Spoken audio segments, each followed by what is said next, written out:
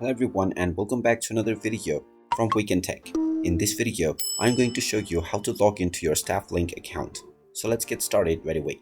First of all, open up your web browser and then in the address bar type in healthshare.nsw.gov.au/staff-resources. Then press enter and you will be taken into the staff resources page for HealthShare NSW.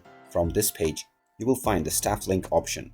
Click on Login to StaffLink and now you will be taken into the StaffLink login portal. Once you are inside the login portal, you can simply enter your email address or your username that you have set up while creating your account and then type in your account password. After entering both of these credentials, you can simply click on the login button and you will be logged into your StaffLink account right away.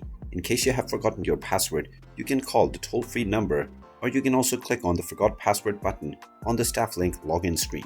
And there you have it. That is how easy it is to log into your StaffLink account. If you find this video helpful, make sure you hit that like button and subscribe to our channel if you haven't done so already. Also ring that notification bell to never miss another update from us. Thank you for watching and I will see you again in the next video.